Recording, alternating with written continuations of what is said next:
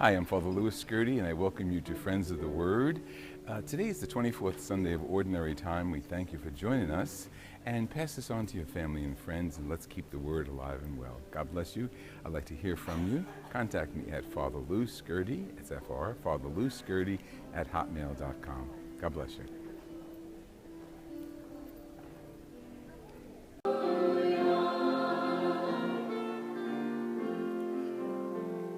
The Lord be with you. A reading from the Holy Gospel according to Mark. Jesus and his disciples set out for the villages of Caesarea Philippi. Along the way, he asked his disciples, "Who do people say that I am?" They said in reply, "John the Baptist. Others say Elijah. Still others, one of the prophets."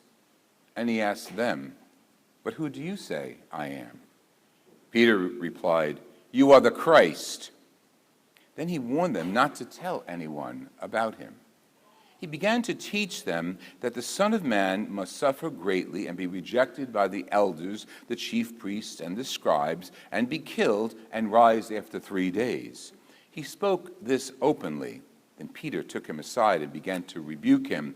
At this he turned around, looking at his disciples, rebuked Peter and said, "Get behind me, Satan.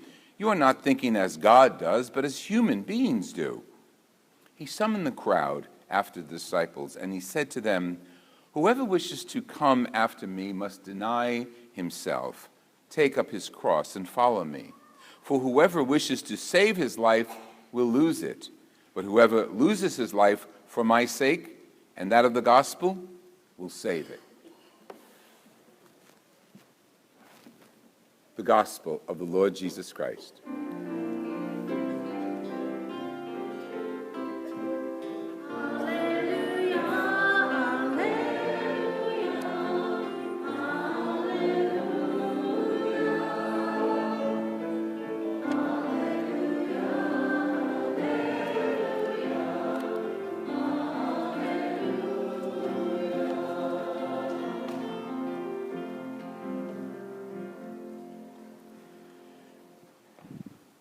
In the book of Isaiah the prophet, chapter 50, we hear about this person coming before God and telling the people that the Lord has given me strength to do his work. He says that the Lord opens my ear that I may hear. I've not rebelled. I've not turned back. I've done what the Lord wants me to do.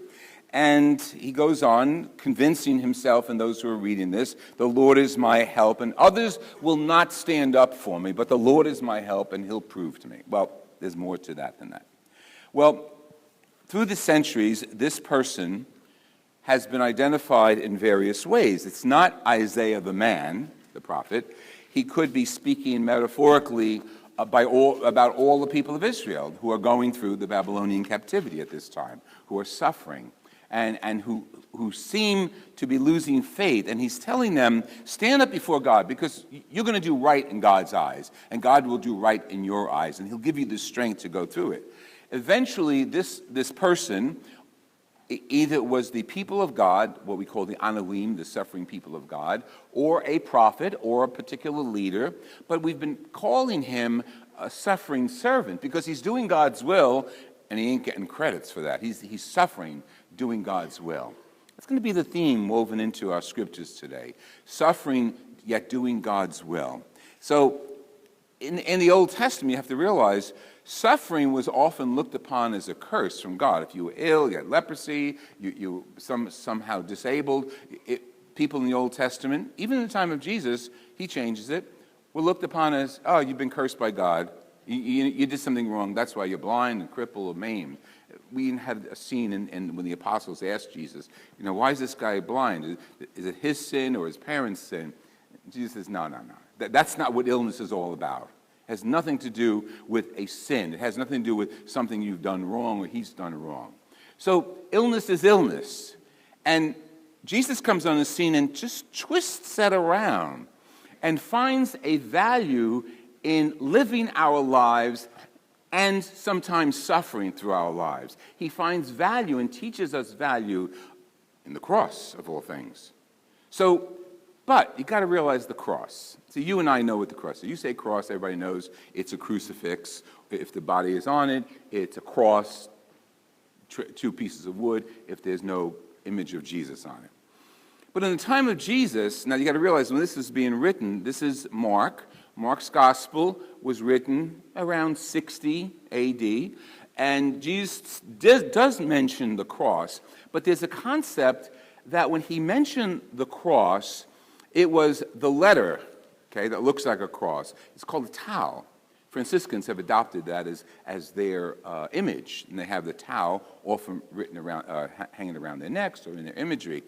The tau was like the end of the alphabet. It was almost like following, if you follow me to the cross, you're following me to A to Z, like to the nth degree. We like to think of the cross, oh, you carry the cross, oh, how many of you say, I'll speak for you. How many of you say, oh, that's my mother-in-law, she's my cross. Or my husband's my cross. Or my wife is my cross. No, that's not what the cross is all about, that Jesus is talking about. That's your cross if you want to translate it that way. But that's not what the gospel is talking about. Taking up your cross and following me means being focused, knowing what you're doing, and stay behind me. Stay with me as I preach, as I lead my life, Jesus talking, as I perform my miracles. Stay with me. Even when I'm shunned, stay with me. Follow your cross. That's why if you take up your cross and follow me, you're with me. If you don't, you're not following me. You're not following the letter of my love for you and my destiny. And the destiny of Christ is no different than your destiny and my destiny, which is to introduce God to people and people to God through our lives. So when Jesus says, who do they say I am? I want to turn that around and say, who do people say you and I are? Are we reflective of our faith to the nth degree? Are we reflective out there in the world of what we believe when we say amen when we come to church, when we make the sign of the cross? Are we really standing behind the nth degree of the tau, the cross that Jesus is saying? Take it and follow me. Now, I love Peter. Do you love Peter? Peter has got a big mouth. I should talk, right? But if probably in the time of Jesus, I would have been Peter because he has a big mouth. He always speaks pretty much out of turn, and he says what he wants to say. He speaks what's on his mind. And Jesus is teaching because he just heard that what's going on, and he said, what do people say I am? And some are saying, oh, you're Moses, you're Elijah, and who do you say I am? Peter comes on the scene very faithful and says, you're the Christ. You're the answer to our prayers. You're the Messiah. You're the anointed one of God. Jesus says, okay, but keep it quiet. Don't bother telling anybody.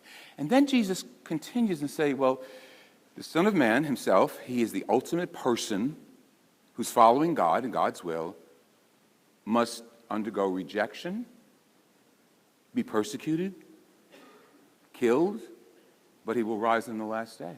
He will rise on the third day. And Peter says, no, stop talking like that. Don't talk like that. You're the Messiah. We are putting our hope in you. You can't suffer. You can't be rejected. You can't bleed. You can't be crucified.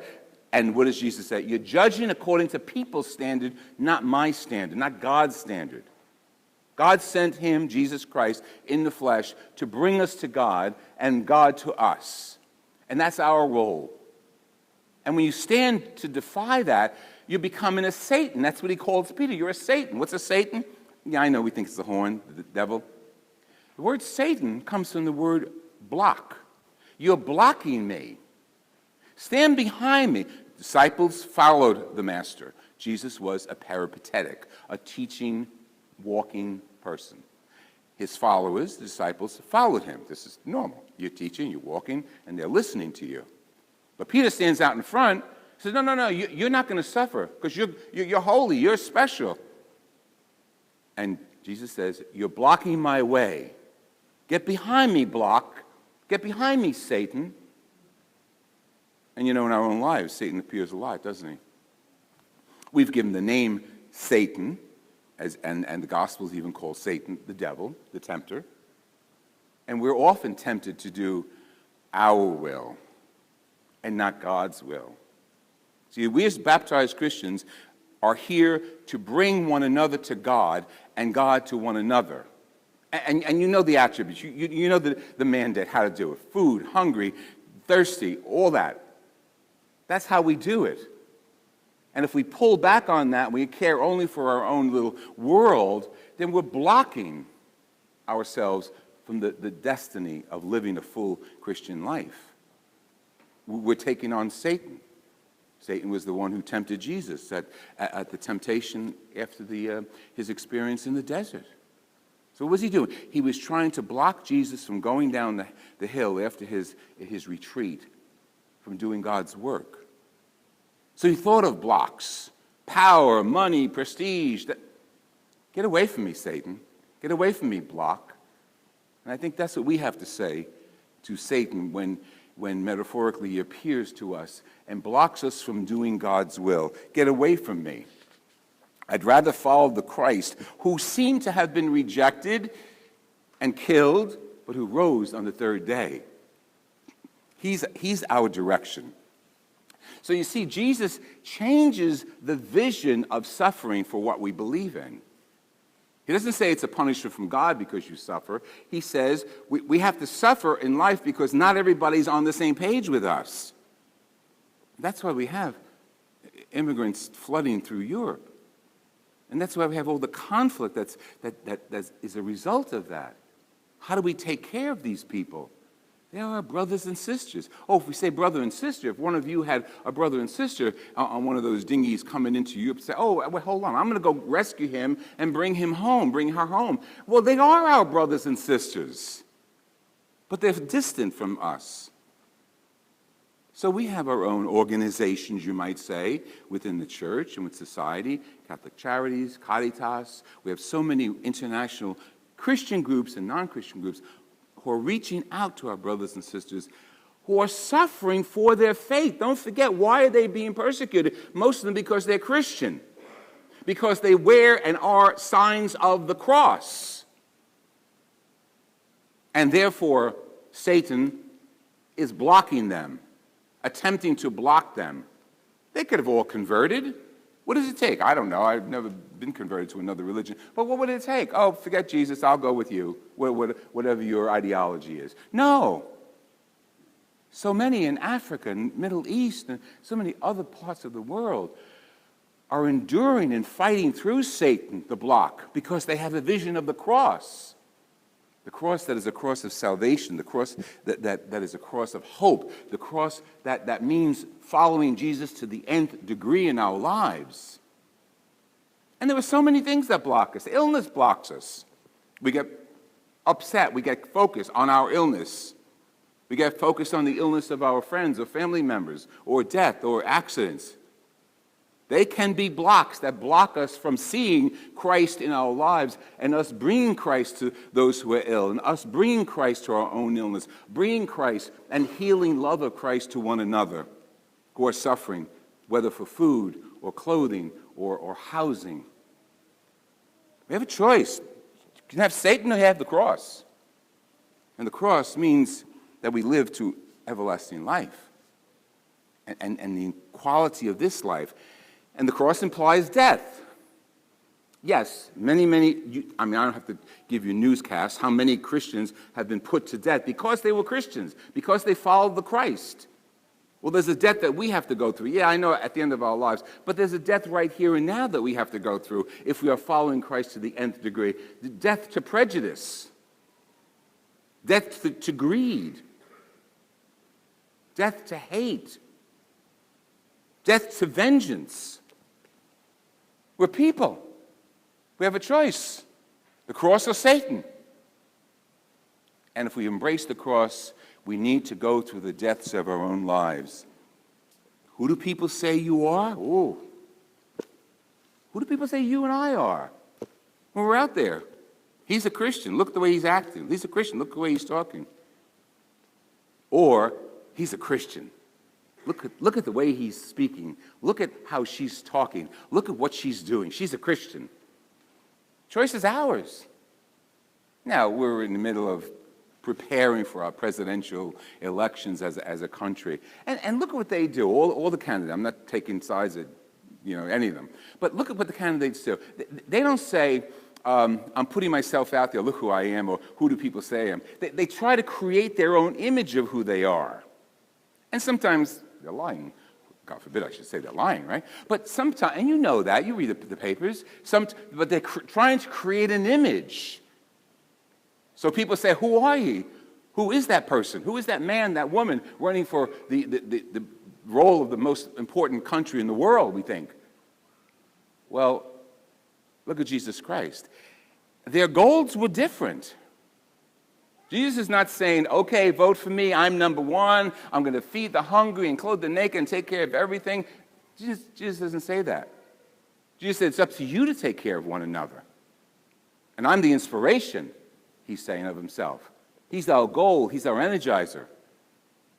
And the candidates for any office, doesn't matter, say, who am I? Look who I am. Jesus says, who do you say I am? And with Peter and the other apostles, we got to respond to Jesus every day. Can't do it just once on Sunday. You know that as well as I do. And as we put a death to prejudice and apathy and greed and all the hateful things that keep us separated from Jesus. And to be a Christian is not easy. His ministry wasn't easy. The ministry of Isaiah, bringing God into the lives of the people, wasn't easy. Our ministry isn't easy. Sometimes the people closest to us are the bigger blocks. Family, friends, neighbors. Well, we've got to speak. We've got to speak up and act in the name of the cross, in the name of justice, in the name of Jesus Christ, in the name of doing what's right to the nth degree. Yeah, our goals are different than the political figures. Our goals are Christian goals. And as James beautifully says in his selection from today's readings, that we have to be doers of the word, not just speakers of the word. We have to be people who really stand behind what we do here in this building and let the world know that we represent Jesus Christ. Faith itself is not enough if you think it's just doing good works. It's faith, living faith, doing good works, coming together. And that's what the Christian is all about. Standing behind, being doers, not just sayers of the word. And there's probably so many examples of people who through the centuries have suffered for what is right. Mandela and the great people from South Africa and leaders throughout the world suffering for what is right. But you and I know, and we have a personal, I think, connection with one very special person, Blessed Teresa of Calcutta. She put it this way: people are often unreasonable, irrational, and self-centered.